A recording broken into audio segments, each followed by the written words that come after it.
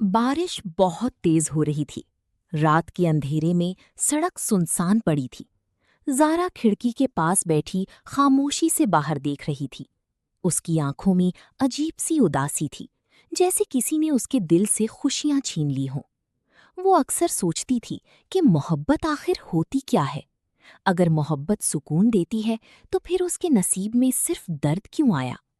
ज़ारा एक अमीर घराने की लड़की थी, खूबसूरत, मासूम और नर्म दिल।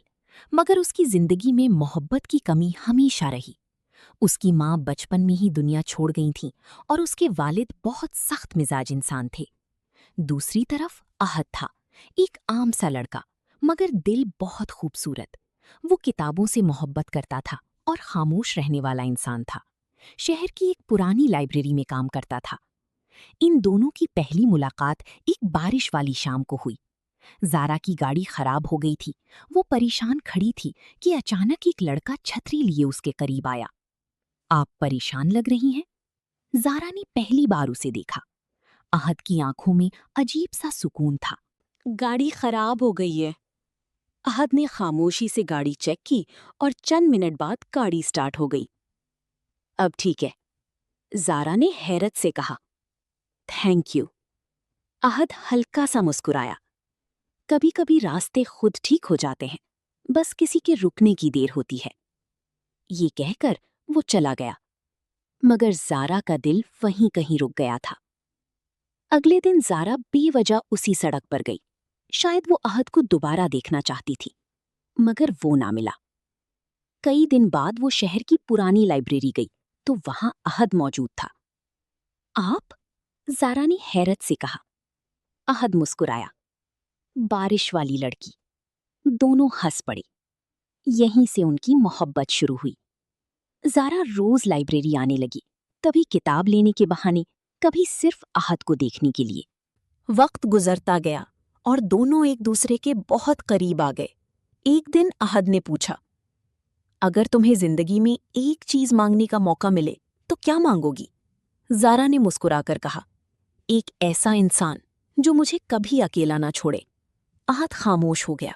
शायद वो दिल ही दिल में वादा कर चुका था, मगर किस्मत को शायद ये मोहब्बत कबूल ना थी।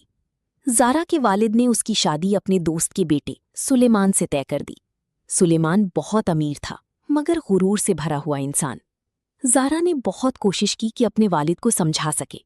बाबा, मैं किसी और से मोहब्बत करती हूँ। उसके वालिद गुस्से से चीख उठे, मोहब्बत गरीब लोग करते हैं, हमारे खानदान में इज्जत देखी जाती है। ज़ारा की आंखों से आंसू बहने लगे।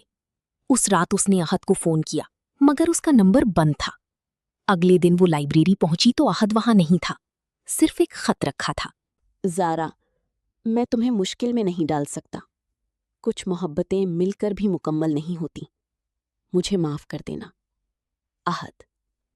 ज़ारा टूट गई। कुछ माह बाद उसकी शादी सुलेमान से हो गई। शुरू में सब ठीक लगता था, मगर जल्द ही हकीकत सामने आ गई। सुलेमान बहुत बदतमीज इंसान था। वो हर बात पर ज़ारा को जलील करता। तुम जैसी लड़कियां कभी वफादार नहीं होती। ज़ारा हर रात खामोशी से रोती। एक दिन उसे पता चला कि वो मां बनने वाली है।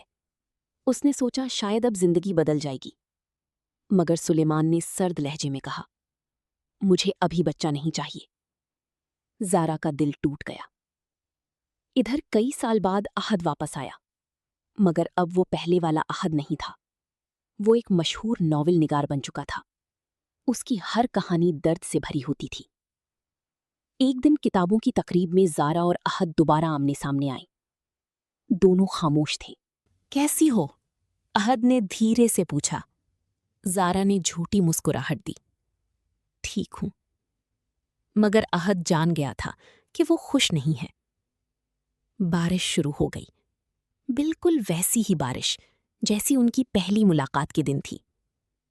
अहद ने आहिस्ता से कहा, तुम आज भी मुझसे मोहब्बत करती हो ना? ज़ारा की आंखों से आंसू बह निकले। कुछ मोहब्बतें खत्म नहीं होती, बस खामोश हो जाती हैं। इसी रात ज़ारा को शदीद दिल का दौरा पड़ा। उसे अस्पताल ले जाया गया। अहद पूरी रात अस्पताल के बाहर बैठा दुआ करता रहा। चंद घंटों बाद डॉक्टर बाहर आया। हमें अफसोस है। अहद के कदम लड़खड़ा गए। ज़ारा जा चुकी थी। दुनिया जैसे खत्म हो गई। चंद माह बाद अहद को एक पार्सल मिला। वो ज़ारा की तरफ से था। उसमें एक डायरी और एक खत था। अहद, अगर तुम ये खत पढ़ रही हो तो मैं इस दुनिया में नहीं हूं। मैंने हमेशा तुमसे मोहब्बत की, मगर शायद हमारी किस्मत में साथ रहना नहीं लिखा था।